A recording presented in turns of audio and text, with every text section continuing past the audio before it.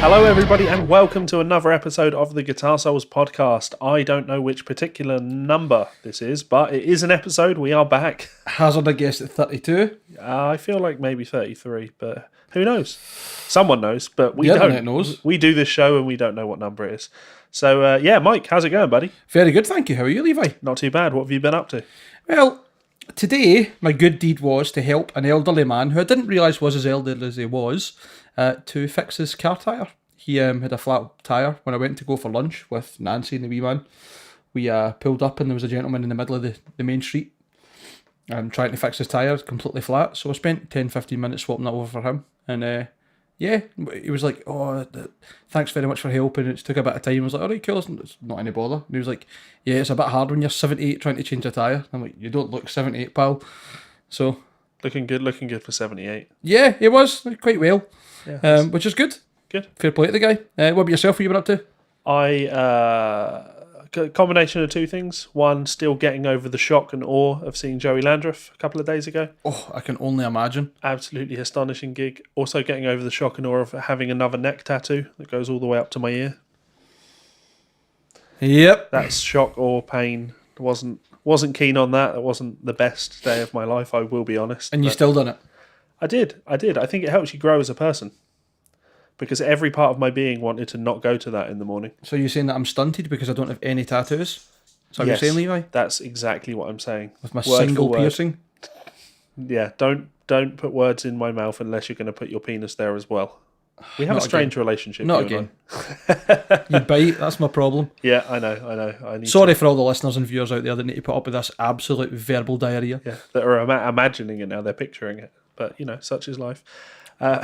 We have a few things to talk about today. We have lots of things to talk about, actually. Mm-hmm. Though I'm sure we won't be on too long. We always say that, and then we inevitably are, right?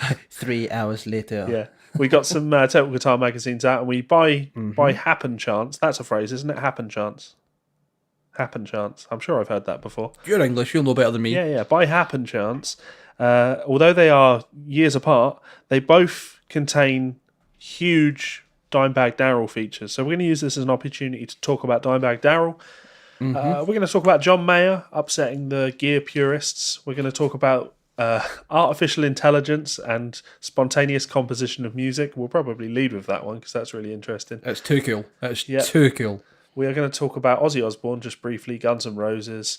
Also worth mentioning Strandberg. They have a new bass and the new Gibsons. But there's also a music publishing / licensing video game related story that I'm really interested to talk to you about, get your thoughts on. That Levi has sprung upon me. And at first I was like, right, what's the story here? You're showing me a video game? And he's like, no, this is why. Yeah. I heard this on a podcast that I listened to. That's a big cool to go into. Sacred Symbols, and this was brought up, and they talked about it from a video game perspective because they're a video game podcast, and they talked about the ethics of the music thing. And I thought it'd be really interesting for us to talk about it. Not that we have the listeners that they have, but we could talk about it from an actual music. Maybe one day. So why don't we? Yeah, let's talk about what is this Relentless Doppelganger. Correct. So what is this? You were going to spring this on me, but unfortunately, Chris Smart, I believe it was, who's one of our listeners, sent me a link to this on Twitter, and I checked it out and posted it in our group, and you said you were going to surprise me. So what's the deal? How did you find this? What is this? Just probably the same as Chris Smart found. It was posted somewhere online, like, check this out, this is cool as fuck.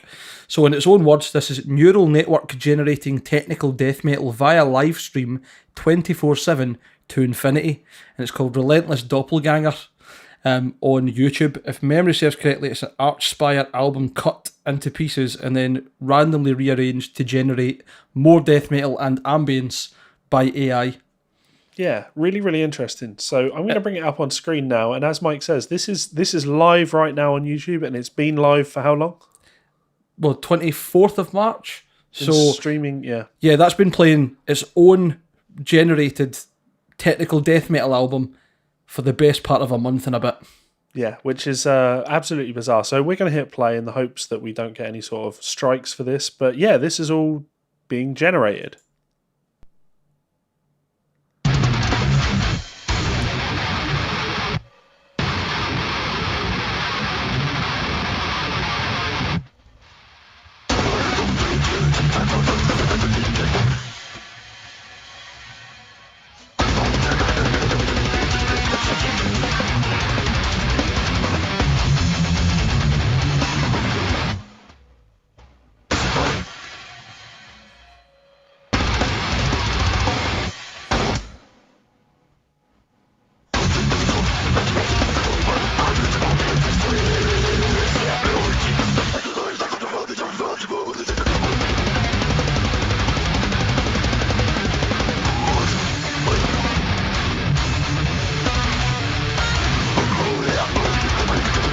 It's totally functional, isn't it? It sounds like Cryptopsy on crack. I'll turn it down and we'll talk over it. So, just doing a bit of further reading, a link that I'd found earlier on. So, it's a perpetually generated madness created by deep learning software made by Berkeley graduates. Okay. So, it makes sense that it's from Berkeley. Yeah, as someone that doesn't listen to this genre of music at all, it's passable to me. You know what I mean? I hear it and I'm like, yeah, this is what that sounds like. Maybe a purist, if Chris is listening to this, he may be listening to this thinking, no, this is nowhere near correct. He doesn't like Archspire anyway, so he's not a tech death metal fan, truth be told. The artificial intelligence software uses a recurrent neural network to interpret and reproduce music.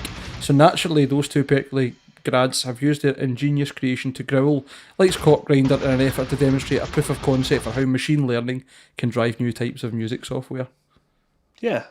Very fucking mental. Absolutely, yeah, very, very interesting. And I find it really interesting that it's been done with a genre that is as technical as it is, you know? Like, well, I think that was the point. That if it can do it with something so insanely technical, is the only word I can really think of, then you could do it with probably any other genre. Yeah, it's almost like we're all going to be out of a job soon. I hope not. And I'm using that as a nice segue. Oh, see what I did clever there? Man. Yeah, dangerous driving. This is a indie developed video game, racing game, created by Three Fields Entertainment. It was released at the start of the month on Windows, PlayStation, Xbox, all of the usual outlets that you would expect. And I believe it has some ties to Burnout. Do you remember the Burnout games? Mm-hmm. It's a non-official spiritual successor. I think it was made by some of the team that made that. I heard rumours about a game coming out that was the people who were behind the original Burnout kind of series working with another developer to make, as you say, a spiritual successor. So yeah. This is not going to go down well if these are the people that you're talking about, because I thought, that'd be really good. And then, well, why don't you explain further, Levi? So, from what I've heard, the game is totally passable. It's an enjoyable playing experience. It's not earth-shattering, but, if you crave a bit of Burnout, like, this is going to do the job.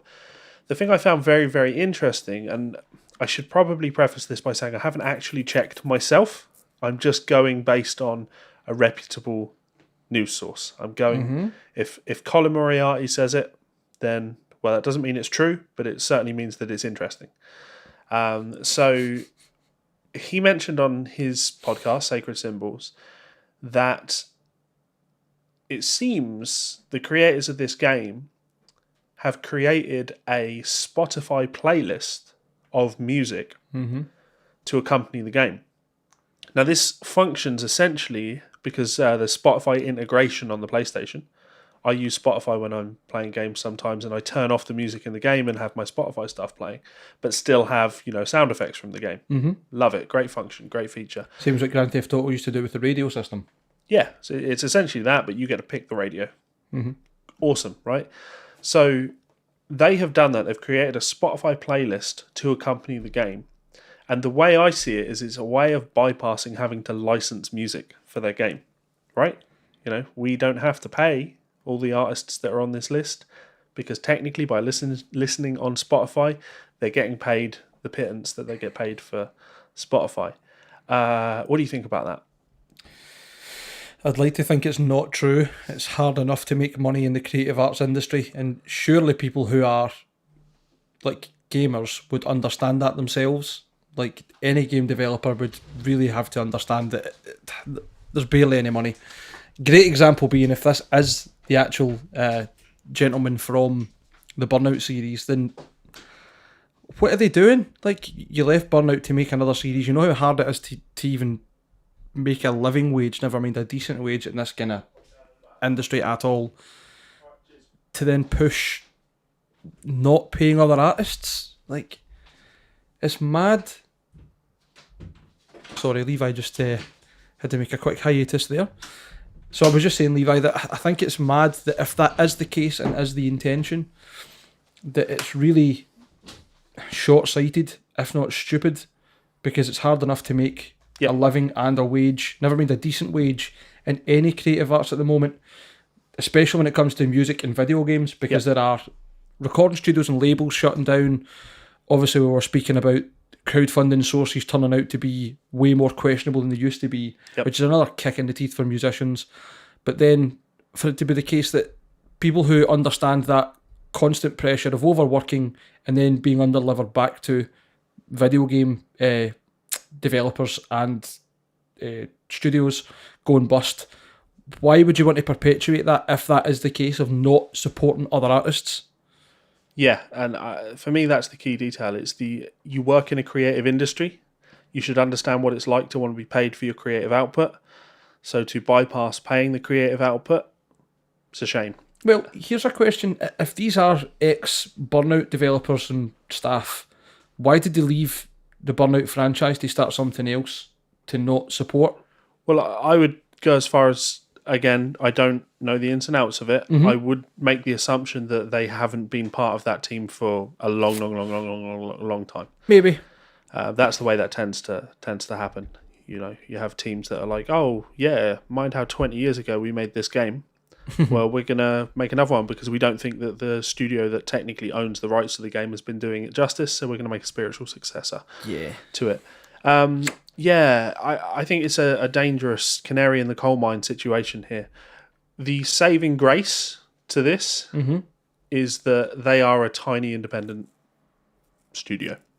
And technically they've not broken any laws, so... But do you want that to be the precedent that's set moving forward, that developers don't have to license music? Well, that's exactly it. Like, what I want is for this to not catch on. Yes. I would like this situation to die, be dead and buried, and the way for that to happen is not draw attention to it. So unfortunately, by us talking about it, we make it ever more likely that somebody that works at EA... Well, I think the opposite would be a better solution. For it to go away means it's still got a chance to come back, whereas if this comes up and developers and paying customers alike go, we're voting with our wallets, we will not support you and we will call you out publicly for fucking over our industry to some degree, and then set an example by it. If that is the case, I'm not trying to call a fucking witch hunt for something that we can't confirm at the moment. But I don't think ignoring it makes it go away. Is my problem. Well, the point was more that by drawing attention to it, you make it more likely that a big publisher might try the same thing. Now, in this case, because when you license music, it's all dependent on how many people the music is, what it's going out to. Yeah, because your royalties go like as a percentage of your expected base, isn't it? Especially with live gigs and stuff. So, in this case, as it's a small independent studio releasing a game, hoping that maybe 10, 20, 30,000 people might buy the game, I imagine that's their hope / expectation. It's not like they're expecting to sell millions and therefore have to license the cost of what you'd expect to sell for millions. Whereas, if, I don't know, like the next FIFA game came out and had the same functionality, and for all of the menu screens, not that I play FIFA games, but I know they're extremely popular, or WWE, the 2K WWE game, anything like that, if they decided, you know what, actually we don't need to license any of this music, we could just create a custom Spotify playlist. I'm just hoping that no one looks at this and says, you know what, that's clever, because hats off, it is clever. What they've done is clever. And but you could say that about tax loopholes. Yep. Clever doesn't mean good. Absolutely. I'm not saying it's good, but... No, I know. Respect to the Dangerous Drivers guys in the sense that you have seen an interesting little loophole here, and we'll see. I guess a better way of looking at it would be the hope actually would be that someone like Sony will step in, or Spotify will step in and include as part of their terms of service that you can't create and share playlists for commercial use, or who knows. I think there's a way of dealing with this. I still think it's good, the entire situation, because it's something for the music industry as a whole to talk about, and the game industry as a whole to talk about and discuss the ethics of, and who knows where it'll go. It may be a positive conversation and we start talking about how musicians are being paid way less than they should be for their licensing, especially when it comes to like playing through Spotify and stuff, which we've been over 100 times. Sure. Well, I'm going to use this as a way to springboard into a similar topic. Another right? segue. I know. Jesus, you're so good at this. Yeah, I know. I should do this for a living. It's almost like you've got music and business at your core. Yeah. So part of the problem with an argument like this that we're kind of making is the effect of being on this playlist, the effect that could have for your band, the knock-on effect. So I'll give you a prime example. Remember Crazy Taxi? Mm-hmm. Remember what band were heavily featured in that? The only band that was featured in it, I mean, The Offspring. Exactly, right? But they licensed an album. Oh, yeah. But, I mean, no, that game's only got three Offspring songs in it. There's only 3. It's only 3. I knew it was only The Offspring, but It's not only The Offspring. That's exactly my point. Mate, there's tons of music on that. There is tons of music on Crazy Taxi. You're telling lies. But you only remember the Offspring songs, right? And for me, playing that game and hearing those songs in there was a huge spurring thing that pushed me to go and listen to as much Offspring as I did. So I'm glad that the Offspring got paid to have their music licensed in there, and I think it was actually incredibly shitty when they did the remastered, re-released versions of that on last generation consoles. They stripped all the music out and just put new music in there that would have cost them less money. Pricks. I get it, because less people are going to be purchasing the game, so you don't want to spend too much money. But yeah, in featuring the Offspring in those games, it made the Offspring money, I think. Not just from the licensing, but also from a perspective of new fans. Yeah. Think of the Tony Hawk games. Music was a huge, huge part of those games. You're and it absolutely introduced right, yeah. so many people to so many different bands. And I think that came from the culture of skateboarding as well. The idea that you'd have mixtapes or like certain music to go with the skateboarding, and bands that were involved in the skateboarding scene, like ska bands and punk bands and alt rock and new metal, and just everybody that could be involved. I think it was a great nod to the reality of skateboarding. But I know what you're saying as well. It's definitely a springboard for some of the bands. Well, I just know it's often an argument that's made for pro-piracy. This is the argument all the time. It's okay that I pirate your music because it means that more people listen to your music. I've always made it very clear that I do feel that should be down to the artist to make that decision, not down to the person pirating. But in this case, I think that there could be benefits. And the reason I brought that up is because it does segue really, really interestingly or really nicely into this story. You are a fucking professional. So Metal Sucks reports that Motley Crue's streaming and sales numbers are through the roof because of The Dirt, the Netflix film. I've not seen it yet. Have you watched it? Yeah, we talked we about talked about it last. Yeah, we talked about sorry, it. yeah. Yeah, you should. It's a good film. I did enjoy it. But yeah, that tells me that's everything. That's what you would expect. The Dirt comes out and suddenly everyone's going to be like, oh, I should go and listen to Motley Crue. Now, some of that will be, I used to love Motley Crue, I'm going to go back and listen to them. But the film in its own right will have introduced an entire new generation of people to Motley Crue. But that's not the same as a video game not paying artists and having Spotify play them to boost their profile. Oh, no, absolutely. Like, to be clear, I'm not saying these stories are the same. I just had that common thread to segue between them. You're absolutely right. You're absolutely right. Sorry, I'm continuing the last conversation, beating that dead horse. Yeah. I think we're in total agreement on the video game thing, dangerous driving. Be very interesting to see how it pans out. Yeah. I just wonder when The Dirt was being put together like this, how much thought went into this. How much of the motivating factor was the concept of this was going to drive up our sales significantly. Because really interestingly, I don't think when the book was released it will have driven album sales at all, because the people that were going to buy that book were already fans. Whereas the people that are watching The Dirt, I think so many people are watching The Dirt and have no idea who Motley Crue are. Or the antics they got up to. Yes. And they're going to hear snippets of the songs in the show, I'd imagine, in the film, and be like, oh, I'm into this. Yes. Which is cool. There'll also be that degree of hearing songs and going, oh shit, I've heard that song. Is that a Motley Crue song? Cool. Yeah. So I am a Motley Crue fan. I've always liked Motley Crue. Growing up, I was really into that sound and that whole aesthetic, the over-the-top 80s hair metal thing. Yep. Cock rock, women, drugs. No, neither of which I had any of. But I really liked the idea. You had tight trousers and that's what matters. Exactly. I had tight trousers. It's funny because when I was a young man, I wore tight trousers out of choice, and now I've got older and larger.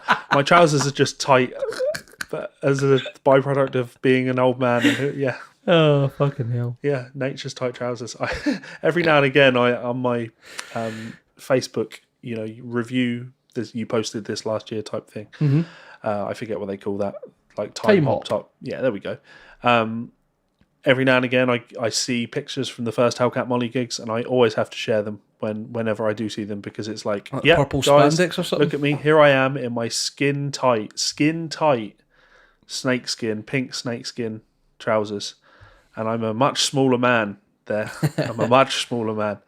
That was when I used to shop in the women's section for my band outfits. Nice. There's only one time I wore anything like that, and it was we played a charity gig, not Party Cannon, but a previous band a few years ago, and it was like a glam theme, and I had long hair at the time, so it was back combed, like fucking huge, a Jack Daniels short sleeved fucking t-shirt on, and spandex, girl spandex that I found and just wore, and it was like the same idea, like I think it was purple snakeskin, and I stuffed a big fucking sock down to like halfway down my leg. Fantastic. And I vividly remember playing on stage and looking down and some girl just being like,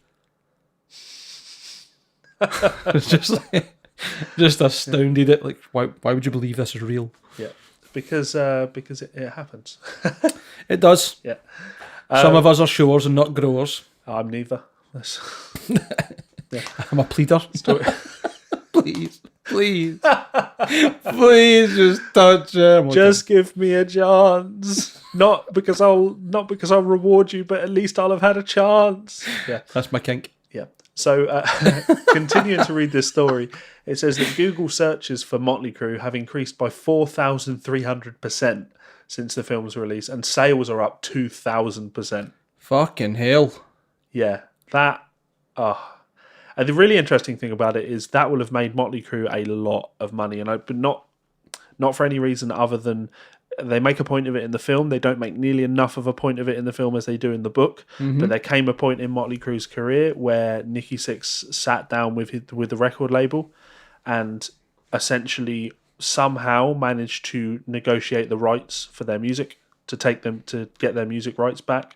And in the book, he doesn't tell you how he did it. He is very specific about the fact that what was said in that meeting, I am under tight restrictions that I cannot ever disclose what I said in order to get the rights for our music back. But yeah, so he's got somebody doing something bad, hasn't he? He is a smart businessman. It could be numerous things. Yep. It could have made a smart business offer. He also could have found out that the head of a record label was a paedophile. We'll never know. But whatever it was, it worked. He did it, allegedly. He did it. Here's a funny story for you. So I was doing a podcast last night with the Guitar Hour, Dan Smith and David Beebe, and they made reference to our podcast a lot. And they said the thing that they enjoy the most is how often you come in. Beebe said you can play a drinking game with our podcast and take a drink every time Mike jumps in and says, allegedly. That's your catchphrase now. They know me well, allegedly. Yeah. Sorry. So, I think this whole situation is really cool, and I'm glad that it's worked out for them, because it's annoying because you know that on a personal level, you know that every single member of that band is a monumental douchebag, because of course they are. Except Mick Mars. I bet he's a monumental douchebag too. But he maybe was, but I think nowadays he's just a man who... An old man. Is ushered on stage, away from his Zimmer frame, gave his guitar, left to rap for an hour and a bit, and then taken back off and put on his drip. You helped him put a tyre on his car today, I believe. Yeah. So, I'm sure they're probably all monumental douchebags. Because fame does that to you, right? But at the same time, I'm sure they're also all completely lovable rogues. That's the best description for all of them, right? They're lovable rogues. Wee scamps. Like Tommy Lee. Of course Tommy Lee is a mega bum. Of course he is. They make that much of a point about it in the film. Him on the phone to his fiancée back home while he's getting his dick sucked. Because that's just the routine. That's just how things are done. Oh, there's plenty of bands out there that do the old different postcodes doesn't count kind of thing. Yeah. It's just the lifestyle. So Nicky Sixx, I'm sure he's in fact, after redoing the Heroin Diaries, there's no doubt that he's a monumental douchebag. But at the same time, I'm happy for them. I'm glad that, because that's all we really wish for anyone in this industry. Like, we wish success upon people, and if you can be as smart musically and as smart business wise as those guys have been for as long as they've been, A long ass career. then yeah, fucking good on them. Good on them. Absolutely. Yeah, more power to them. On the subject of old bands, Guns N' Roses. You are just on fire today, mate. Good Lord. Yeah, it's because I put all this makeup on. I'm so hot, I'm on fire. Look at that. Neck tattoo and everything. So hot. It's like a prison tattoo. Right now, when I turn my head like this, you can definitely see more ink than skin now on me. Yeah, you're about right. I'm a heavily tattooed individual. Your forehead's next. My face and your face either side. Yeah. I have been constantly contemplating what I could get on my knuckles, and the obvious one is obviously Levi clay. Fretwork. But because I've got a hand tattooed on my neck now, I've got more knuckles that I could technically have tattooed. So just don't know what I'd put.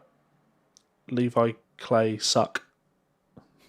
Levi clay rule. Like, I need 5. No. Yeah. Stop it. Yeah, no more tattoos for me, apart from, the one that I've got in 2 weeks. Just none on your knuckles that spell out your name. Just none. I have got knuckle tattoos planned, but not my name, don't worry. Just like being offensively tattooed, Mike. It's like an insurance policy.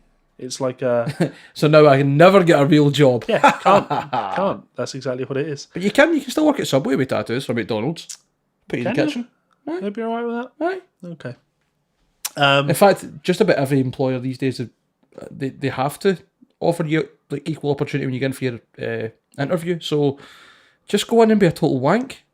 Well, There's insurance policy. It's what I do. See, you've got it. Yeah. Money in the bag, baby. So this is going to be an incredibly short story. Guns N' Roses allegedly entering the studio this weekend. Mm-hmm. Cannot wait until 2035 when we get an album. I say the opposite. I can wait.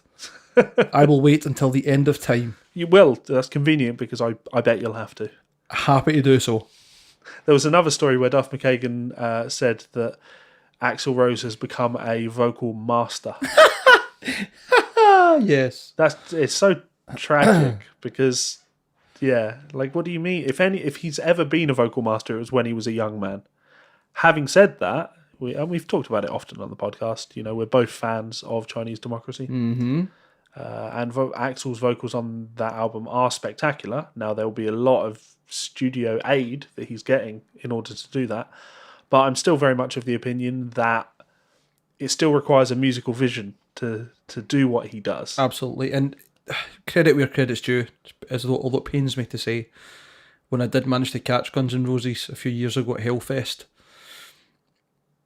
Axl was really good. He was not only really good with the crowd, but he sounded good. Yeah, and again, to be fair, I caught them at Download, mm-hmm. and he was pretty good. He was pretty good. It pains you to say that, doesn't it? You're like, I don't want to admit that I was expecting him to be bad, but he was pretty good. Same with Slash. I was expecting Slash to be just like, don't give a shit, but it's somehow worse when you go on with these expectations that are going to be really shit, and you've played it down, and then they end up not being just passable but good. Yeah. Okay, so why don't we jump onto Guitar Gear? Why don't you talk about John Mayer? Well, hot in the lips of everyone.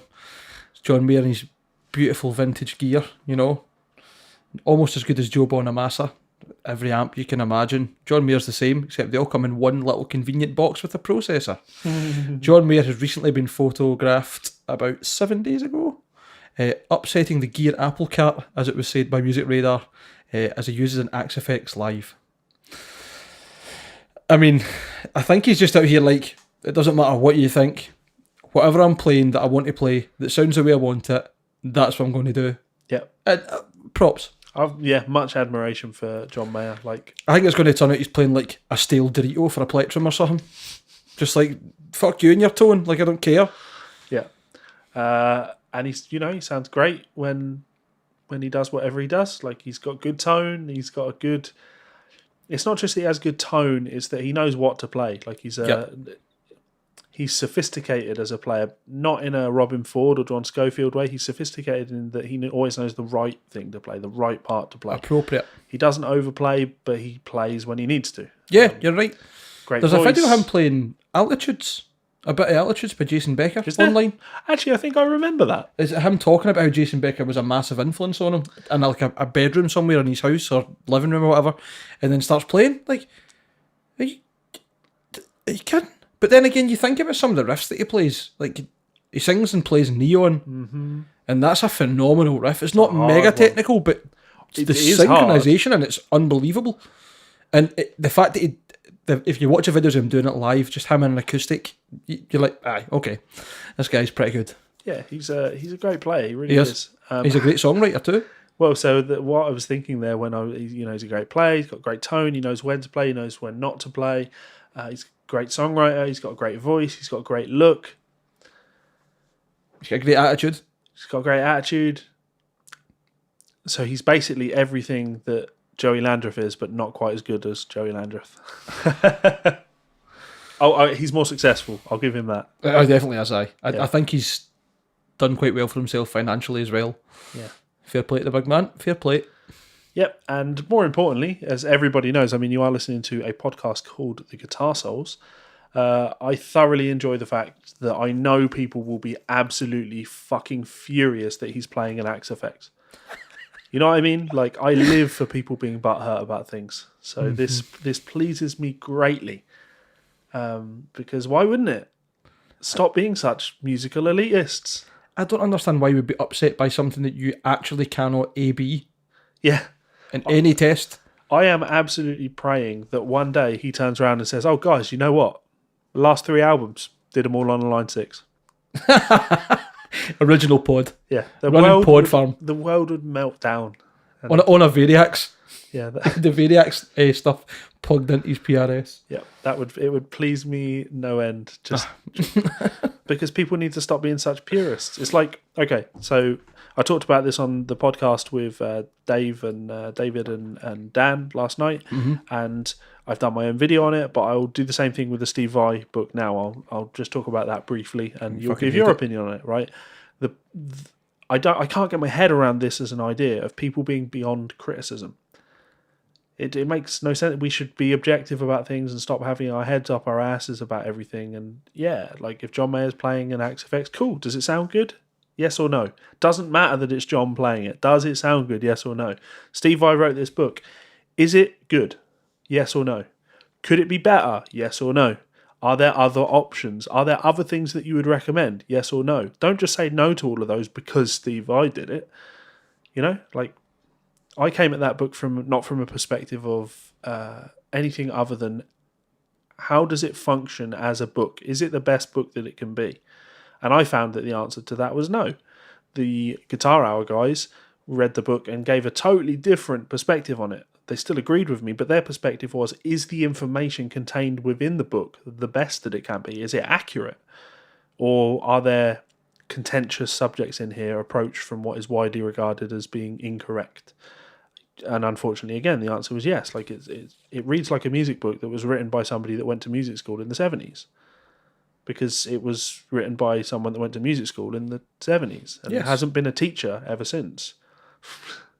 I can't decide if that's arrogance or not. I was accused of being arrogant for having the nerve to criticise Steve Vai. What's arrogant about you being someone on the pulse when it comes to music education with a vested interest, having valid concerns about the way a book is being presented by someone who has a much larger platform than the majority of other teachers? Yep. Like, you're not saying anything out of order and saying it shouldn't be selling the book. You're saying... Could be better. Yeah, exactly. There are other books I'd recommend. Not one of my own. Like, it's not like I'm saying, here's a suitable alternative that puts money in my pocket. No, there are other options that I would make. I'm going to repeat a joke that I made on the podcast last night because I feel that it will have been lost on that audience. In fact, it didn't even go over well with the hosts of the podcast, but I know it's going to go down real well here, right? So another criticism that I got was, Levi, you don't know what it's like, right? You've not waited 30 years for Steve Vai to make a book. I've been waiting for 30 years for Steve Vai to make this book. Steve Vai's fans have been asking and asking for him to write a book for 30 years now, and it's finally here. And of course I'm going to be happy with it. And the book is called Videology, Basic Music Theory for Guitar Players, I think it's called, right? And the thing I turned around on the Guitar Hour podcast and said was, look, if you've been asking for this book for 30 years, and now it's finally here, so now, 30 years later, you can finally make a start at learning basic music theory, probably a bit late in the day for you. If at no point in the last 30 years you've gone, I'm going to pick up a music theory book and see what I can learn. If you've gone, no, I'm going to wait for Steve. I've got to learn this from Steve. Because I would assume you were probably 15 when Steve came out. Like, it's not like you've been waiting since you came out of the womb. Mm-hmm. Like, it's when you were taking interest. So I would say at minimum you're probably 45. Now, it's never too late to learn. Of course, it's never too late to learn, and I have many students in that age bracket, and actually some of my best students are in that age bracket. But if you're just now out of stubbornness deciding to learn basic music theory because Steve Vai has a book, you've got the entire wrong attitude to learning. Like, if you wanted to learn about this stuff, you should have wanted to learn about it before. And if you still want to learn about this stuff, there are better places for you to go for that information. If you just want to read what Steve Vai has written, cool, go on Vai.com. There's some great articles on there. He's written some awesome articles over the years. Not the best book. So nobody is beyond criticism. Be objective about things. Amen.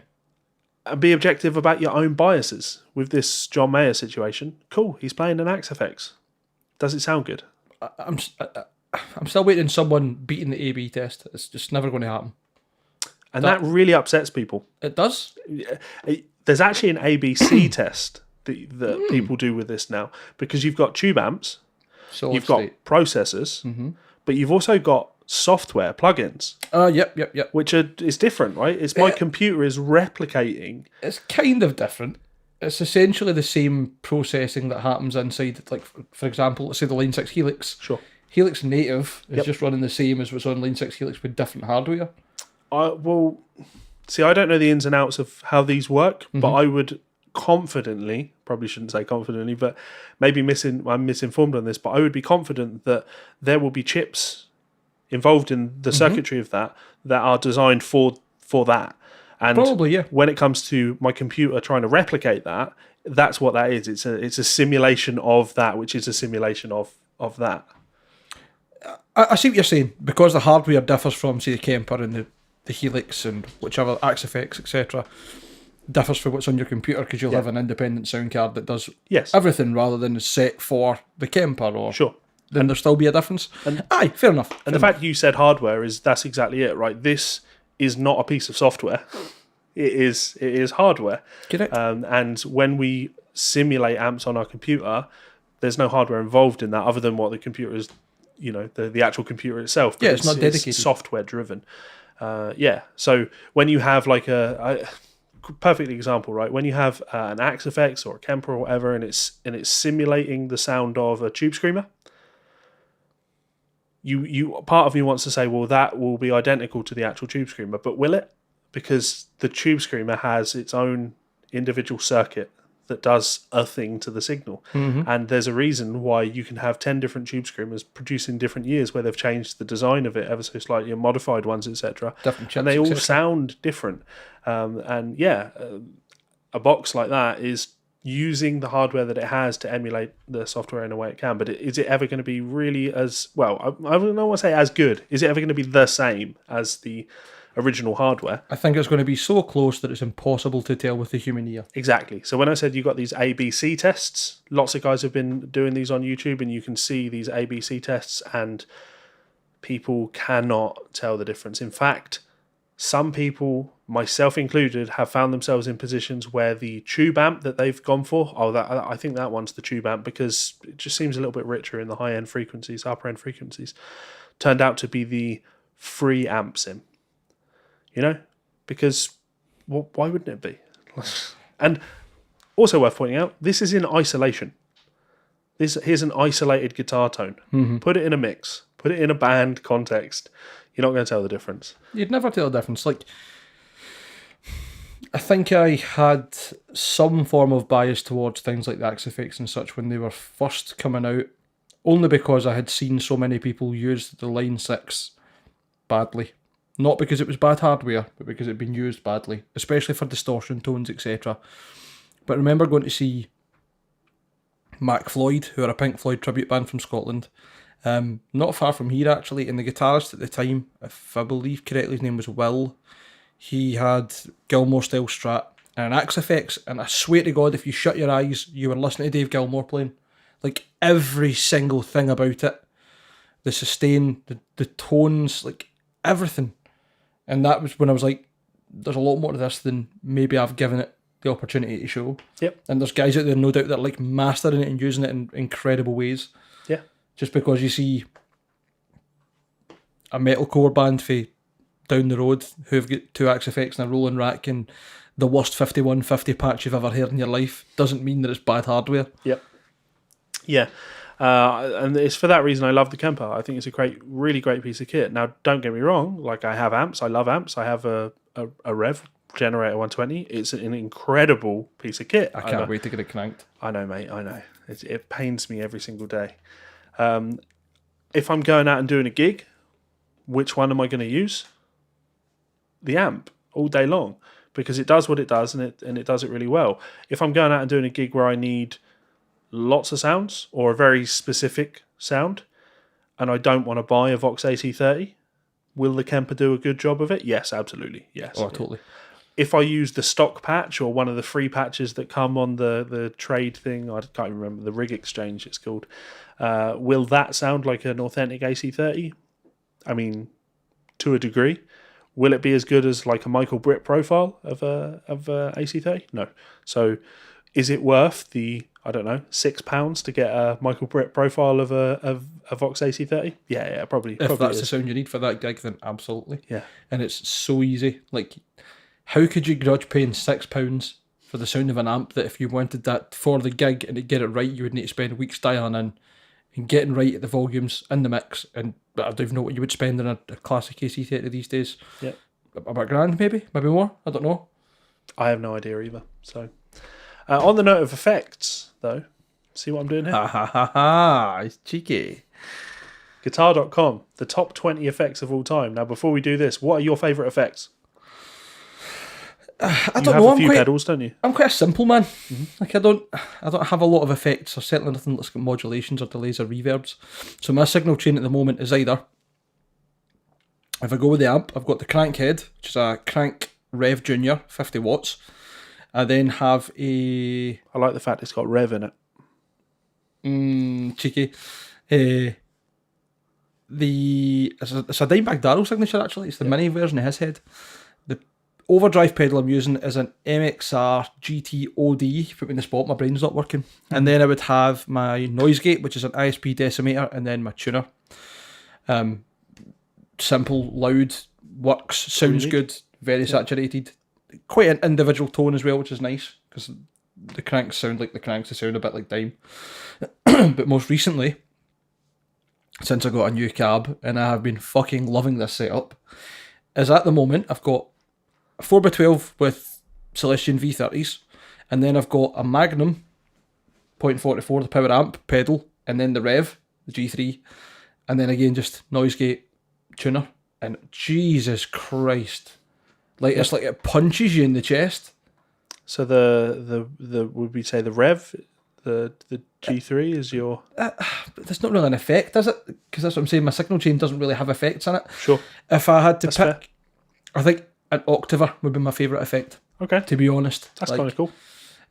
Something like the Pog, because you've got so much control that you can turn the guitar to sound like something completely different. Or you can even just blend the octaves in to make a guitar sound fucking huge. Shall I reel off my pedal board? You'd be here all day, man. Let's lift it. Oh, just the pedal board, right? Well, I mean, that's about a tenth of the things I think we've got in here.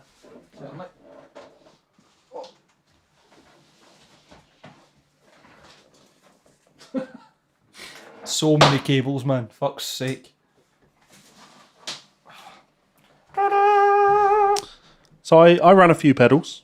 Just one or two. It's a great board. I just picked up this. That's This the is Temple audio board, isn't it? Yes.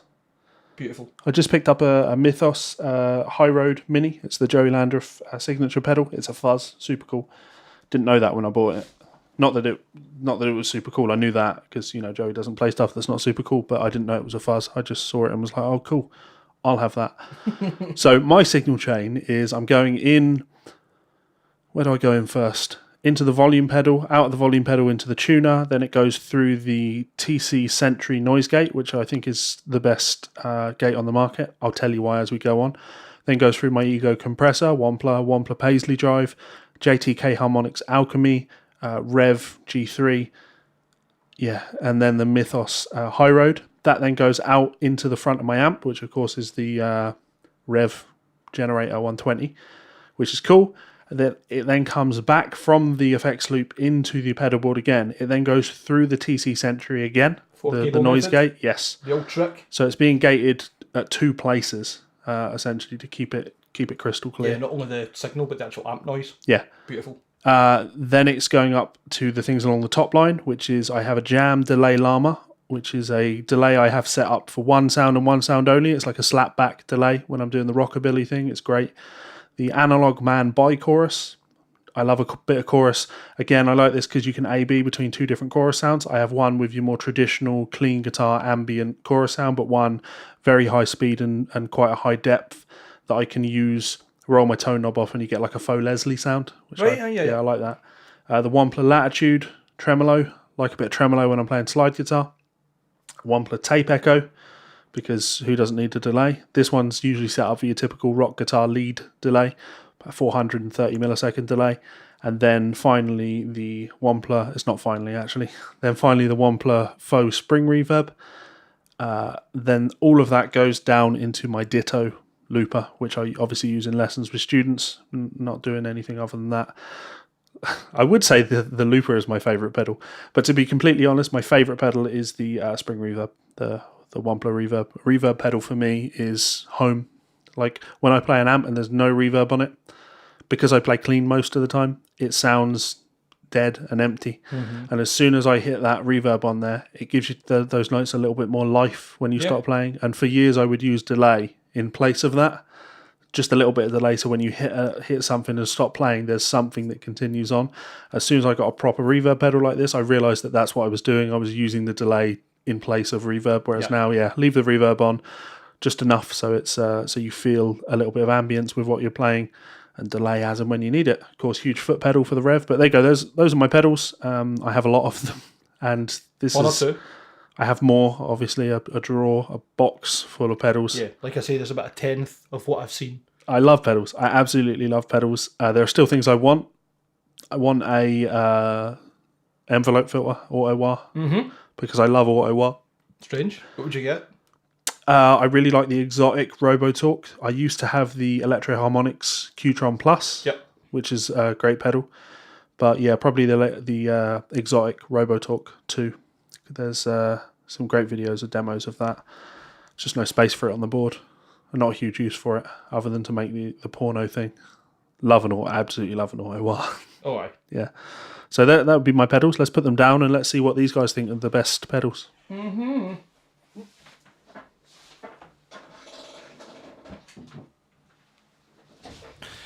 So Levi and I didn't look into this article because I thought it'd be really interesting for us to do this, not blind, not like a reaction, but more so like a see if we agree, see if we don't, where we disagree with each other, and what if do you we think number one's going to be? Overall upset. What do you think number one's going to be? Probably the one in the photo, but then again, I think it's going to be a Dunlop Wah. That's a good one. Calling it. Cool. Like, if you had to pick 10 effects that are going to be on this list, what is it? 20? Is it 20? It's top 20. But what would we reel off is going to be on this list? Just as pedals. Tube Screaming, obviously. Mm-hmm. Exotic. Is it the SP Boost, the clean one?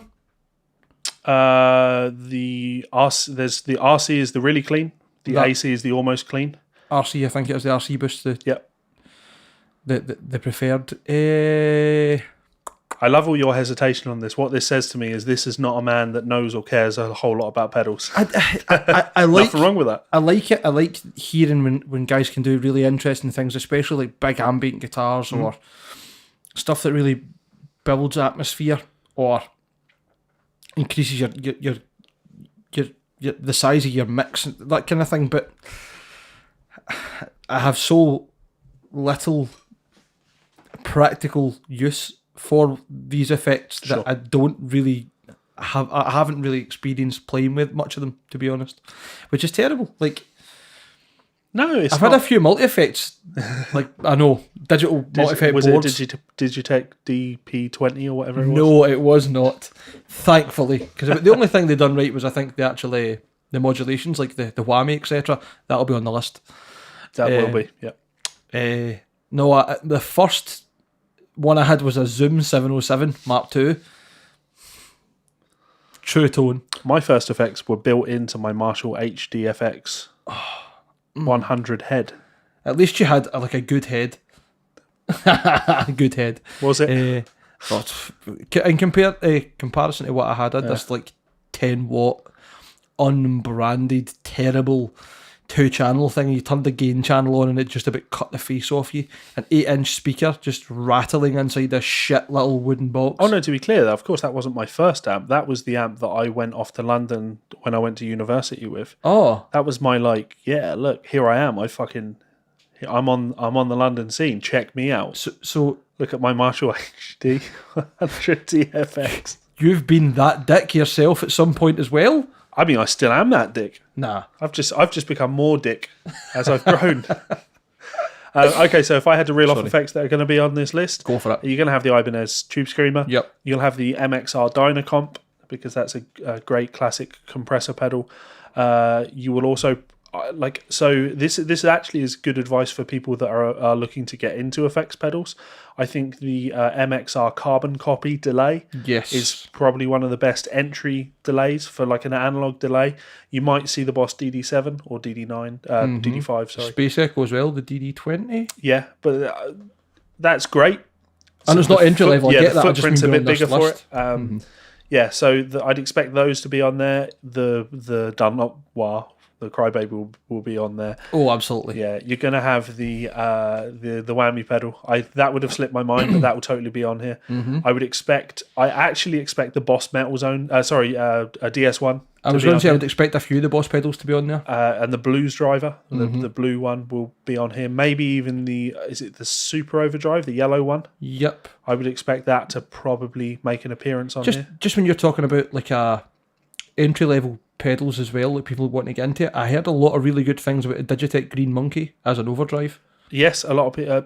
Bad Monkey. Bad Monkey, sorry. Bad You Monkey. can pick them up for like, what, 30 quid or something? It's a green pedal, that's why I'm getting confused. Like 20, 30 quid used, and apparently they're not just as good as, but will do the same as you're looking for from a Tube Screamer. Yep. So I'm trying to think if anything else would jump out to me as being. You'll have a Big Muff on here. Oh, you've got to be some classic electroharmonics, There'll isn't be there? the Fuzz Face will be on here. Dirty of Rat. course. Dirty Rat, yeah. So all of those things should probably be on here. Maybe like a tone bender, which is what you were having a lot in the old days. Also the See, with these being the top effects, I would think you'll probably see a few Strymon pedals. well. So what is the list? It is. So of all time could mean literally the best or the most iconic. The greatest effects units to ever have existed. Yeah. I like this. It's really like, what are we actually like looking into here? But it's good. Let's find out. Especially considering you know way more than I do about fucking pedals. Okay, so Dallas Rangemaster. In fact, let's bring this up so we can see this. So I've Is never that- seen this before. Is that not the treble booster that Brian May used? Let's have a look. Does it say Brian May anywhere in there? Not yet. Famous users, Rory Gallagher, Eric Clapton, and Brian May. Aye, I thought that. So I was surprised that treble booster didn't jump out to me as being like an obvious choice. Treble boosters are extremely popular and well worth checking out. Jamie Humphries, who in turn, plays with Brian May often. He's a big advocate of treble boosters because of the tone that it gives you, and obviously that comes from emulating Brian May's sound all the time. So there we go, Dallas Rangemaster, cool. Strymon Big Fucking Sky, called it. You called it. This strikes to me as someone who doesn't really use pedals. Yeah, Is that right, Levi? yeah. Fair enough. Yeah, but that's why you would have picked it, because you're someone that doesn't use pedals, and this is one that everyone's always like, well, get the big sky, the big sky. Actually, more so because I see the supply and the demand of them wildly on the buy and sell pages. Mm-hmm. Like, they hold their value something silly. Yeah, because there's a mystique surrounding them, and people feel that they're always worth the money. I don't think they're quite in the same bracket as the Clone Centaur. That'll be on it. I fucking hope not. Well, to make the point, famous users. James Bay, don't know who you are. Ben Pop Howard. artist. No one knows who Ben Howard is, because he literally doesn't even have a link. There's no link there. And Lee Maller's the guitarist from Bring Me the Horizon. Is he? Yes. Okay. I only know that because I like his signature Les Paul. A Boss DM2 delay. Cool. Interesting. I knew there'd be some vintage Boss pedals on here. Like, it's got to have happened. I would have assumed they would have gone with it, and they still could go with one of the DDs, but there we go, the DM2. MXR Distortion Plus. Cool. Oh. These were obviously photos taken in the same place. Part of me wonders if they have deliberately gone into their own collection of pedals for this article. Maybe. A Boss CS2, yep. Yeah, so when you're looking at compression, you've really got you've got two kind of types of compression. You've got your typical compression, where you're squishing down your sound, but you've also got the sustain effect of compression, which is what happens when you're boosting the signal as a note dies off. I went with the Dynacomp because that's your typical compression. But yeah, the Boss compression sustainer, cool, very cool. Can do all of that with my The Electric Mistress. Yeah, Cheeky. yeah, little bit of flanger, cool, interesting. A filter matrix. There Yeah, we they go. called it the DS1. DS1 couldn't not be on there. I know. Have you owned one? No. Shocking. I know. Shocking. Shotgun, eh? Yeah. I had one of those, and then I got a Keeley modified one of those, and it's cool. Is that the all-seeing eye mod? All-seeing eye mod? Yes. I used to be into the idea of having pedals. Like, funnily enough, when I was into Total Guitar, and then just like the way I played, just there was no necessity for it. Sure. I got into them when I went to uni because I discovered Pro Guitar Shop, the YouTube demos that Andy from Pro Guitar Shop did. So I liked checking out all of these weird, fucked up pedals. So I went out and got my first pedal. Actually, a girlfriend at the time got it for me as a birthday present, and it was an MXR Blue Box, which is the octave fuzz thing. Nice. Still have it over there. So cool. Thanks, Helen. There we go. Dynacomp. Called it. Yeah. Called it. Cool. Very cool pedal. Phase. How did I forget the Phase 90? How did either of us forget the Phase 90? Outrageous. Great pedal. Here's one for you, though. I have always been actually much more of a fan of the Phase 45 pedals. Right. The Phase 90 is your classic Van Halen. It's really in your face. Like, the phasing is really front and center of the signal, whereas the 45 is half as intense, if you like. That's more Gilmour. Yep. That's laid your back. proggy thing. Got another one to add to the list. The Boss GE7. The Graphic equalizer. EQ. Yeah, that should definitely make an appearance. Or the MXR, the 10 band. Yeah. MXR one. Yeah. Digitech Whammy, of course. Whammy. Saw your brother's video with the Playing with his hand. Yeah. That when I asked him about it, it's like, that was incredibly hard to actually do. Like, can you make it look like seamless? It's fucking brilliant. Like, you just rhythm everybody. It's Kieran, that's what he does. I know, prick. The Rat, there we go. Oh, yeah, the Rat, very cool. I've never played one, to be honest. But I've tried a few older Rats. I tried a U Dirty Rat as well. Right. But not for a long while. If I remember correctly, I think it was when I was in Magnum the first time that I tried one of these, so I would have been high school. Okay. It's interesting, but I didn't really understand the necessity for these things at that time. It's never a necessity. Called it. Tone bender, fuzz. This is, you're kind of, they're going to say Jimmy Page, I would imagine. Yeah, Jimmy Page. That's your early British boom, your 60s rock thing is that tone bender thing. Huge pedal, size of it. I know, man. Pedals of that era were always huge, like the Arbiter Fuzz. Yeah. Like a fucking spaceship. Okay. What's this interesting? Is this chorus? Yeah, chorus ensemble. Boss CE1. I've never seen a Boss pedal with that type of enclosure. So That must be like the vintage, original then, yeah. Cool. Boss CE1. Moving on to number 7. The DL4.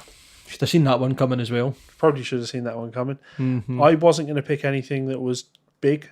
This is your classic big You're thinking more footprint pedal. stock boxes than pedals? Yeah, I get you. But yeah, iconic pedal. Everyone was used to use that, so cool. Oh, There it is. The Klon, the Centaur. Yeah, no. cool. It's a big pedal. I love that sentence there. Depending on who you talk to, the Klon Centaur is either the greatest, most useful overdrive ever made, or the worst example of guitarists losing all sense of perspective about how much good tone should cost.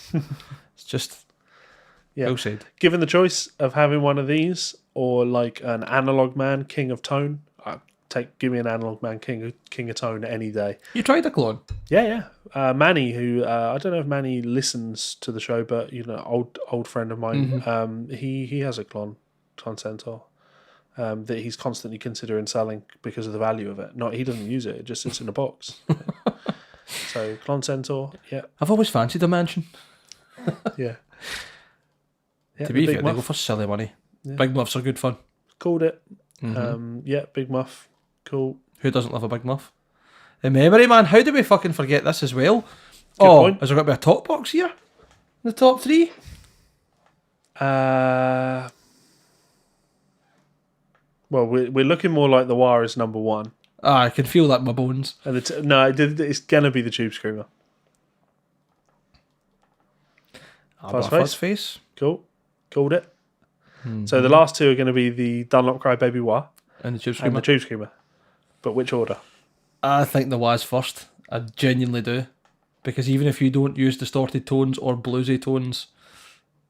Oh, no! Fuck Dunlop off. Crybaby.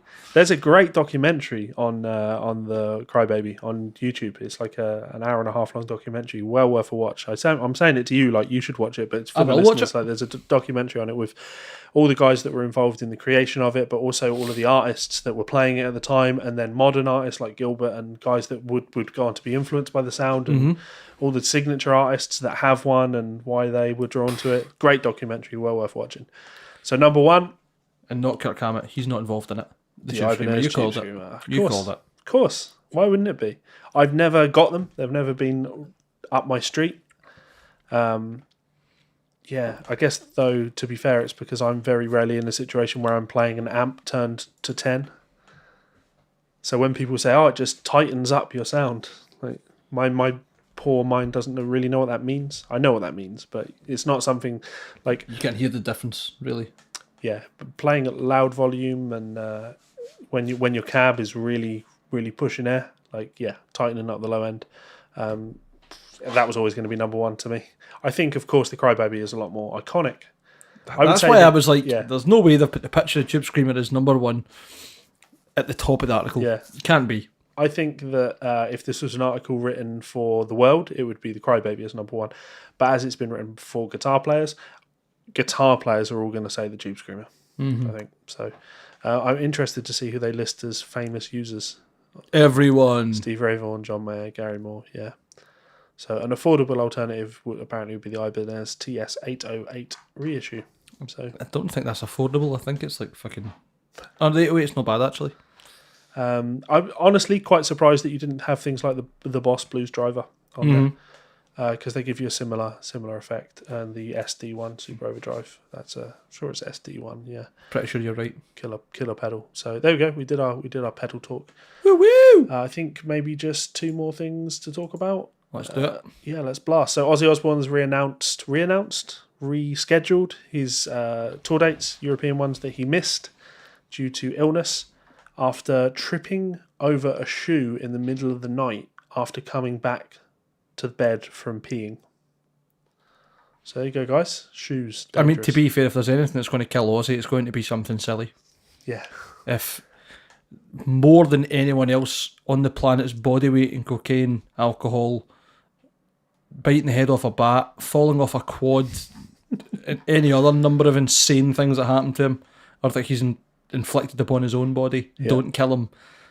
It's going to be something stupid. Ozzy Osbourne, the unkillable. Aye, I can see it being like a Final Destination kind of thing. Do you know what I mean? Like, Yeah. a piano falls off a building. Yeah.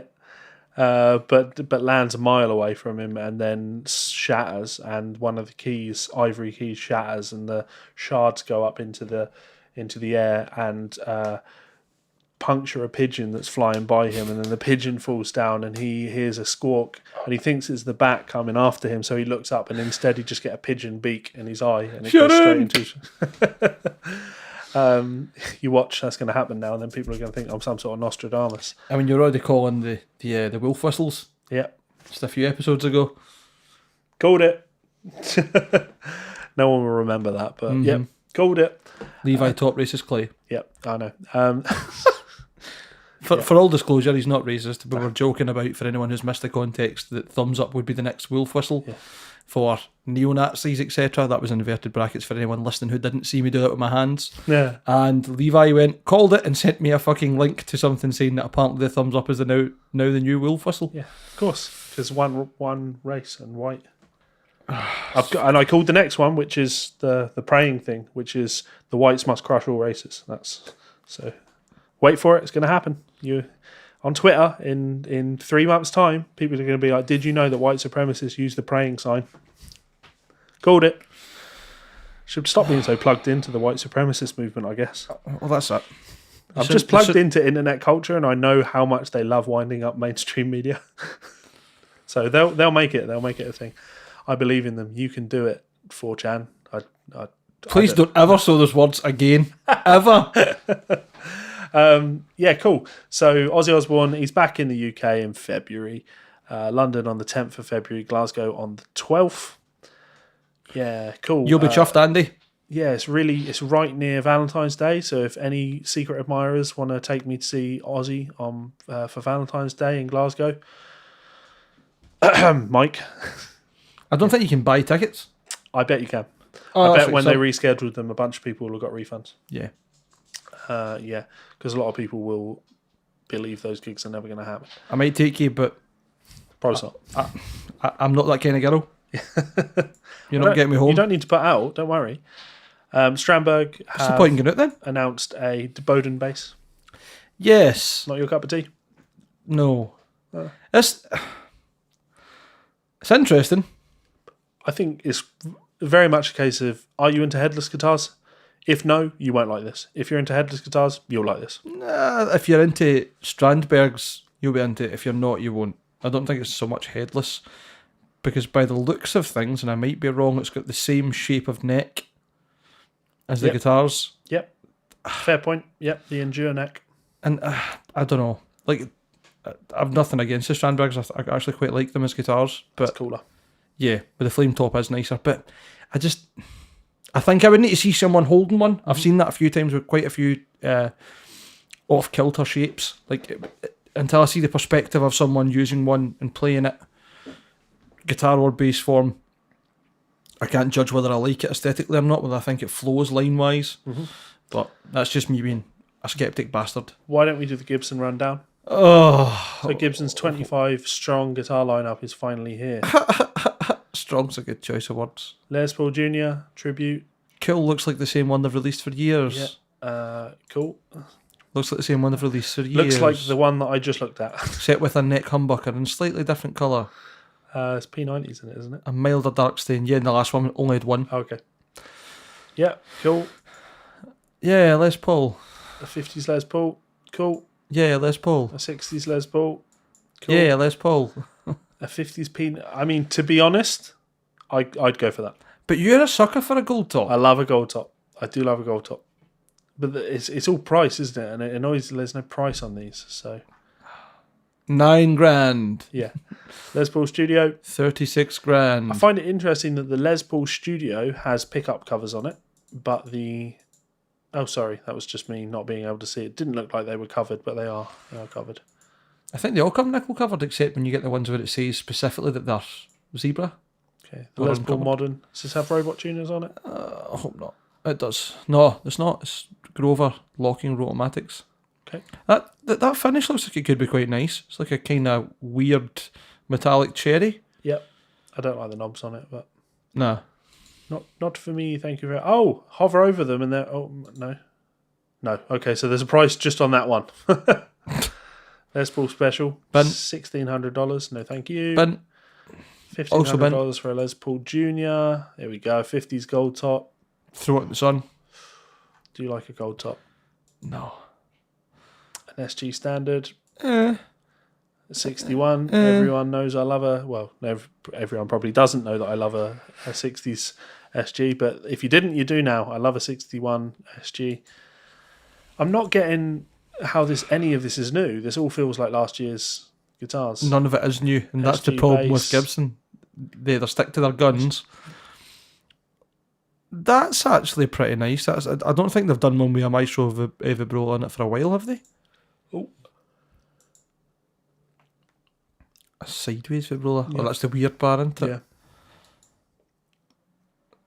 Mm. That's disgusting. What the fuck? That looks like a ukulele. Nope. Of course, a Flying V. Nope. No. Nope. No. Nope. No. No. No. So all in all, No. very much feels like the same shit from Gibson. See, to be honest, I think that's probably what they're focusing on for the next couple of years after everything happened with Henry and the company having so much problems, is the stick to what you're good at. Yeah, hopefully they do a better job of it than they have been known to in the past. Yeah. I'm not holding out any hopes, but Nah. at the same time, I do hope they do well. So we'll see. We'll see how that goes. Okay, finally, Total Guitar magazines. Yeah. So Let's do them because we're running short on time. that's all right. So I picked up two, and just through a great circumstance, or coincidence rather, this one here is Total Guitar from August 2004 with Eric Clapton on the cover, and they're so kindly put, "From Supernova to Snoozeville, why Clapton still matters." So you insult him and then in the same sentence say that he's relevant. Well, that will be around that time. We looked at one of the reviews of one of his albums in there, and they gave it a 1 star. So. Yeah. This one is March 2005, so it'd be the month after Dimebag Darrell was murdered. So what have you got in that one? And here we have, funnily enough, a big part on Eric Clapton. But, as we say, the coincidence here was, and it's scrolling through, this is the infamous TG with Dimebag when he was doing the Damage Plan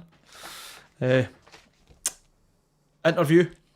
And they have two goes at it, because the first time he was incredibly drunk and obnoxious. Yeah, and threw a guitar across the room. Yeah, that he was broke the heads due to talking be to him when they signed. said, "What you doing?" He threw it across the room just past their heads Yeah, and smashed it against the wall. And then fought with the tour manager in the room and Yeah. his PR, who was So- saying, "Stop being a dick." that was reading that when that came out was enough for me to have no interest in anything that he ever put out. Really? Yeah, That put you off? It didn't make me feel good about but you would have been a fan beforehand. Actually, no. No, okay. I'd never listened to Pantera until genuinely, I think, a couple of weeks before he died. Okay. And Damage Plan don't do anything for me, to be quite honest. Which is... Yeah. Yeah. I just remember reading that and thinking there are so many people, so many musicians in the world that I can listen to. Mm-hmm. So why give any time to this particular one? You know what I think? You're right. I think if this is your first introduction to Dimebag, then you would be like, Bobag. Yeah. Fuck that guy. That, for those that can't see, is me gesturing that someone is a dickhead by masturbating a fake invisible phallus on my forehead. That's what I do to drivers, generally Thanks for the speaking, and audio get myself a lot of description on trouble. that. I enjoyed that. Yes, well, I have to. You know what I mean? I keep forgetting that not everyone's watching, and I do things and gestures. You and also faces. forget that no one can understand you anyway. So Yes. Yeah. Man, wank, fake, dick on head. That's the sound for it. Right, there you go. I even broke it down. yeah, So this would be easily a very bad way to get to know who Dimebag Darrell is. But you hear other stories of him, which I don't say exonerate the way he acted, but certainly give you more context to the rock and roll lifestyle that he had. And he's doesn't come off well in interviews. Not all the time, not even just in interviews. I think when he got drunk, he just got a bit crazy and belligerent because there's a really good story that Rob Flynn told as well, where he smashed up Rob Flynn's guitar the first time they were in tour with Machine Head. You told this on the I think that podcast was before. Yeah, I think so. And it was like the first time they'd met, and Rob was mightily pissed off, as you expect, but kind of was like, well, what can you do about it? But then Dime turned up with one of his own signature Washburns, the prototype, and I think he had 3 bottles of like $200 whiskey or vodka. Just like, I'm really sorry, man. Like, I just got fucked up and done silly things. That's exactly what it is. He just strikes me as someone that was an animal when he drank. And they even go on to... Have you watched the videos from hell? The vulgar videos from hell? Then absolutely. Like, setting off fireworks in their own house, blowing up toilets, smash up hotel rooms. Like, rock and roll. Yeah. Good and bad. Rock and roll. There's clips or an image of what happened next, where he went on to Metal Hammer, and like you can see he's being helped. I feel like he's being helped there. That doesn't look like a man that is capable of much. I'm doing it again though. This is the Steve Vai thing all over again, right? Even more so because Dimebag's dead. I can't criticise him because he's dead. You can absolutely criticise him because he's still fallible. He's still human, or without sounding cold and harsh, like he was human. Yeah. But if we lead on to obviously why we're talking about this, as we all know, 2005? Yeah, 2005. I believe it was December 2004 he was killed. Was it as far back as that? It took them that long to get this out? I might be talking 2004 sounds about right. I'm pretty certain it was December. 2004, 2004. Because I think it was the same date I went to see Iron Maiden, which was the 8th of December. It was. I remember hearing about it. I was at the time doing a concert in like a Christmas concert I was in a school assembly and I had to perform, and I was sat waiting to do my thing, and my girlfriend was sat in the audience, and like she looked at her phone and she was trying to mime Dimebag is Dead, which is a really difficult thing to do. She didn't. It took a while. I had to wait until after to really understand what was going on. So it was definitely it was December. But yeah, it's one of the tragedies of the guitar scene. Not just because of who he was and how influential he was, but because it made us suddenly realize the severity of situations that artists put themselves in with crazed fans. Frailty that you suffer. Yep. How serious it is, and when we see people overreacting when a fan comes up on stage, and you see them get the absolute shit kicked out of them. Oh, he was just trying to get up on the stage and do a dive into the audience. You don't know that, and as we saw in this situation, things can go south very fucking quick. Mm-hmm. So Nathan Gale, I believe, was the chap's name. I'm probably going to bleep that out because why give him any attention? Fair. Cunty make a wanker top. Yeah. And the entire situation, like, we don't even need to. We'll never really know how much of a part, for example, the media played in that happening. You know what I mean? Because it was like interpersonal relationships between Dimebag and previous band members that were well publicised, and then a fan decided to act on those. Yep, he heard an interview with one of those disgruntled band members, and I believe took basically what he said as some sort of instruction or gospel. Yeah. And just, well, you know what happened. Which again is another warning for mental health issues that we should have been looking at and acting on. Because the man that did this was unstable. The situation arose because of, in my opinion, because of the media's want to constantly drag up drama, which, to be fair, I mean, we play a part in stuff like that. We love drawing attention to it when it happens, because as a society, we're enthralled by it. Mm-hmm. These dramatic things that happen, but it's not. we're not a news outlet. Yeah, I would say we've got a distinctive difference in that we give our opinion on things, and generally speaking, we strongly strongly talk out against like violence and Yep. negative actions, whereas the media portray it like you should be involved and you should know, and Yeah. it doesn't matter what your opinion is as long as you have an opinion. Yep. And more importantly, like, we never make much of a point of this at the start of the episode, but guys, don't take everything we say so seriously. No. The focus of this podcast is a comedy podcast. We are here to entertain you. We are here to make you laugh. We are not here to necessarily make you think.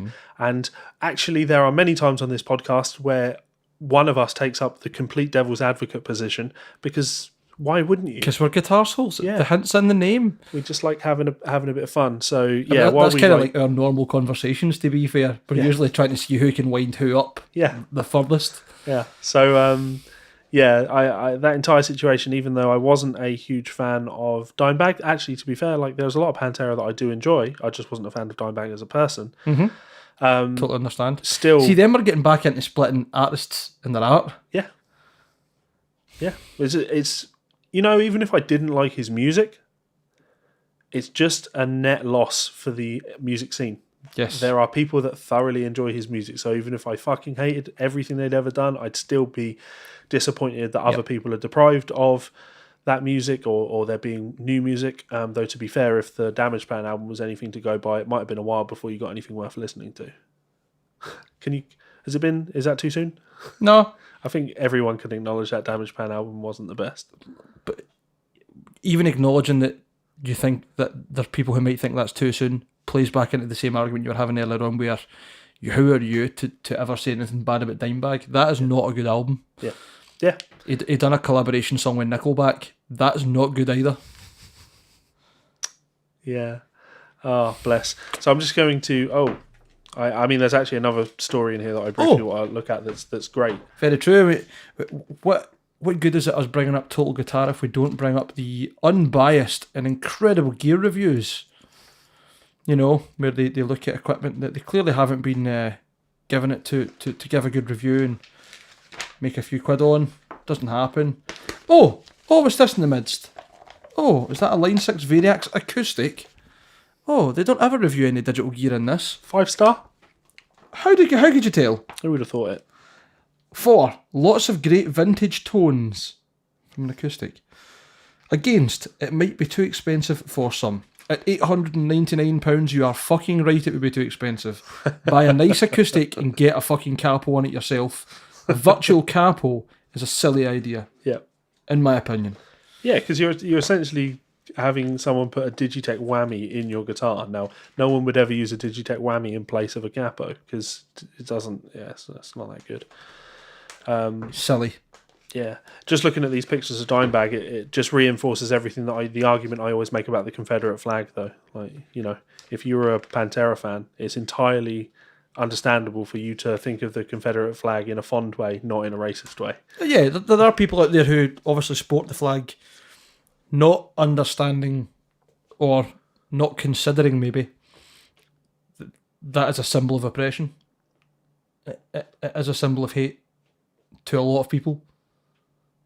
But it's also not a symbol of hate to a lot of people. Exactly. Which is, yeah. But yeah, just take things away from people. That works. You're not... take the Confederate flag away from Southerners. The ones that you're taking away from who aren't racist are just pissed off that you've taken away one of their freedoms. And the ones who are genuine racists and you've taken it away from, you've just made them angrier. They're just underground now. So it doesn't work. Okay, let's close it up with 27 essential guitar albums for 2005. Oh, I'm into this. Yeah, you will be into this. So, Audio Slave. Title to be confirmed. But they mean it's essential vocal album. The rest of it can be silenced. Yes. Avenged Sevenfold. Again, title to be confirmed. Greatest guitar albums. Come on. Yeah. Black Label Society, Mafia. Okay. Not the best Black Label Society album. I'd probably like go it, as far as saying it's one of their worst albums, but there's some good moments on it. Zakk Wylde and Nick Catanese, who is a paedophile. Pardon? Allegedly.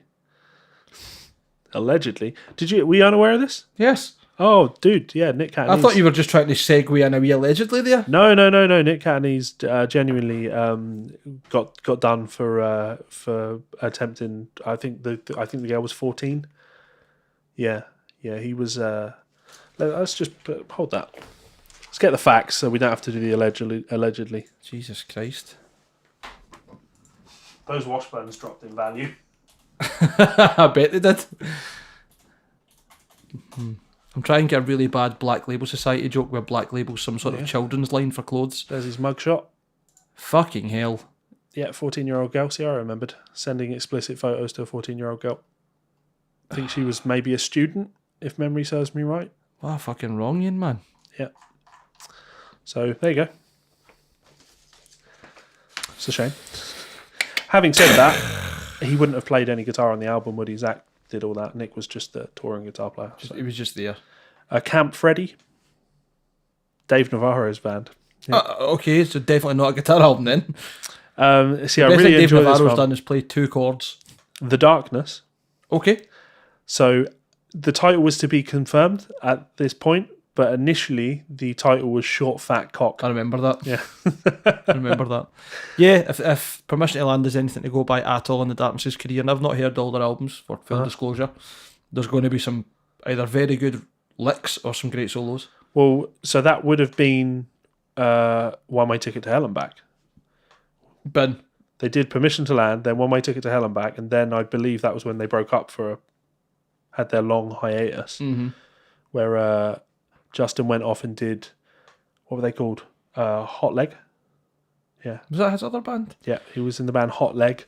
Was Pete Rinaldi was the other guitar player. Pete Rinaldi, see, I'm doing all these connections now. Pete Rinaldi on the London scene played in the band Anchorhead, which was the Star Wars. I fucking heavy loved metal band. Anchorhead when I was younger. Yeah.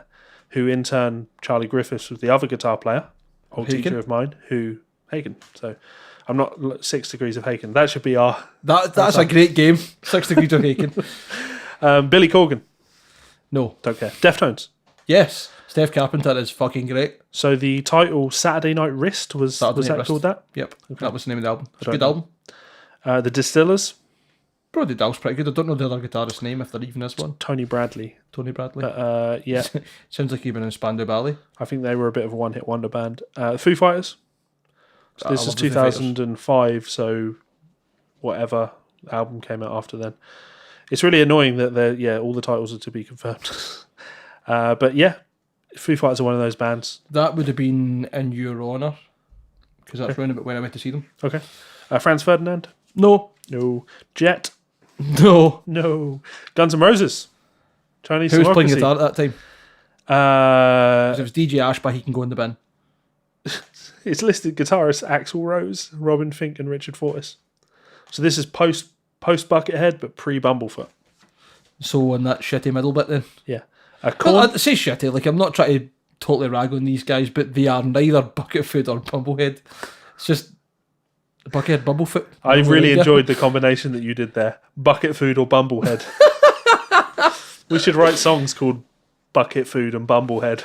You probably get sued off Buckethead for doing that, because it'll be another one of these anagrams. Yeah. Big Death Cube K. Korn? Don't know what album that was, but probably would have been one that had fucking Twisted Transistor on it. Limp Bizkit? Wes Borland is Wes fucking was class. back in the band at that point. So Muse? I like Matt Bellamy, but I think I was overexposed to Muse being on the radio all the time, and then you just get that where you're like, cool, it's the same song as before, and again and again and again. Try playing in a Muse cover band. No, I will never do that. Oasis?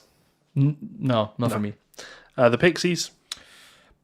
Guitar band? Yeah. Really? Like, they admitted that when they got the first album signed and they got the advance, all they done was go to the shop and ask them, what equipment should we have? And it was like, buy Telecasters and Marshalls, and they just turned them right up. Like, The Stones? they were a songwriting band. The Stones? Nah. Queens of the Stone Age? Probably fucking sacrilege. Queens of Stone Age, yes. Lullabies to Paralyze. Mm-hmm. One of the few albums on here where they actually had the name for it. Mm-hmm. Chili Peppers? Who was playing? Frusciante? Frusciante, yeah. Yeah, before they went to Heron Holiday. So, what, by the way, was 2003 or something around that. I'm sure the album was called By the Way. Mm-hmm. So I forget the name of whatever. Stadium Colossus? Is it Stadium Arcadium. Stadium? Is it called Stadium Arcadium? See, we listen to Chili Peppers quite a lot, don't we? Red Hot Chili Peppers Discog. I would have just gone Not with Fishbone. Stadium, and it would have probably. Stadium Arcadium 2006. Yeah, so that would be the one that they were talking about. Mm-hmm. Would have had what, a Zephyr song on it? Yeah, by the way, it was 2002. Yeah, okay. Very close, mate. Well done. Slayer. Guitar band? Well, you got to remember Jeff Hanneman's dead now, so we can't say anything negative about Slayer. That's the way that works. System of a Down. I think it's the other way around. Now that Jeff Hanneman's out the band, you can definitely talk shit about Slayer. No offence to Gary Holt. Yeah. System. Hypnotise and Mesmerise. Yes. Two of the Absolutely. best genre-defining albums, I would go as far as saying. They are... I don't think there's a single band that sounds like System of a Down except System of a Down. Yep. Even the side projects they've all had don't sound like the band. Yep. I don't think... They both came out the same year, didn't they, as well, those two. So I don't think... You know, some bands, Beatles did 2 albums in a year. Guns N' Roses did it with Use Your Illusion. Buckethead done 120 in 1 year. So he wins. Full of garbage. We do not have the time to have that Stop fight it. right now. Stop it. Stereophonics, no. One of the first times I ever spoke to Levi, but literally what I just went up to him and said was, "So, I hear you don't like Buckethead. What is wrong with you?" Yeah. We both had a lot to drink as well. Yeah. Yeah. Didn't back down though, did I? Big angry Scottish man. How are we still friends? If our first conversation was literally just "What's wrong with you?" Yeah. But it went on to define everything about us. Mm-hmm. That is us. So, you disagree with me on this thing, do you? And me doubling down. That's That's it. Supergrass. No, not a guitar The band. Strokes. Not a guitar band. Steve Vai, Real Illusions, Reflections. Stevie Vai. They have put Stevie Vai, yeah. Little Stevie Vai. Yeah. Well, you can't say it's not a guitar album. Reflections is a good album, to be fair. Better than his book. Yeah, much better than his book. Funny that somebody with all that composition experience, they tend to compose good songs, but don't automatically become great writers, book writers. And then The Who. Also, Peter Interesting, they've gone with artist The Who. Feel Clever. So Pete Townsend, Peter Oh, Fells. they've randomly done that all over the place. Artist Red Hot Chili Peppers. So clearly that was the original format for the article, and that just They've gone all over the place and wasn't fucked it. caught. So there you go. Unless they only put it in for ones that they thought were going to be self-titled. Fair. Clever. Yeah, I can go with that. What do you guys think, though? What would your top guitar albums of 2005/2006 be? I would be interested to know your thoughts and opinions. We are going to rush off now because I need to get to the garage before it closes. But yeah, thank you so much for listening to the Guitar Souls podcast. We've been chatting to you for an hour and a half. We will be back. We will be back shortly.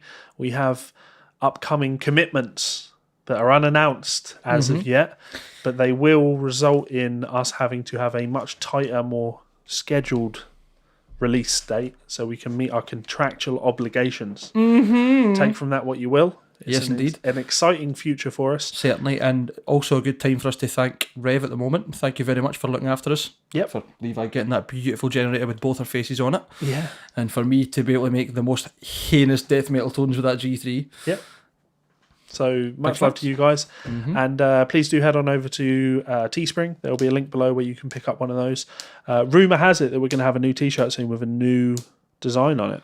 Almost like a new almost logo. like that's going to almost as if that will tie in with this new commitment. Yeah. So, almost like there's big changes. I don't remember if I sent you a message about this, but I may have done. But I'm thinking a complete revamp of the logo, like new faces as well. Yeah. Because you don't want the change that we know is going to be there to be subtle so people don't notice it. No. Let's make a feature out of it. Yes. Let's have new faces. Yes. One where you're not wearing a hat. Why not? I don't think I've ever seen you wear a hat. There's a specific hat I could wear. Is it a party cannon hat? No. Oh, okay. I see what you're doing. You dirty bastard. Anyway, yeah. So thank you so much, guys. Please do leave reviews. What? You've never seen me wear a hat. That is a lie. Literally no, the day we got those photos taken to do that, I was wearing a hat. That was my point, though. Like, when you took the photos and you sent them over, I was like, really? A hat? Oh, I can't wear a hat in here. I certainly couldn't when you had those fucking death rays. They weren't You even said, lights. in regards to the hat, you were like, I'm just having a bad hair day. And I'm like, well, fucking do something about it. You're being turned into cartoon form here. Right, and I look good in that photo. Yep. Listen, I need you to stick up for me here. Get him told that I look good with a hat on. Okay. Please. I'm not going to lie. You look your best when somebody else is doing an artist representation of you. Thanks. That's all I've ever wanted. I'm looking forward to your crime fits. E-fits? What do they call those? Crime E-fits? An E-fit, that's right. Yeah, E-fit. Cool. Anyway, so until next time. Bye, fuckers.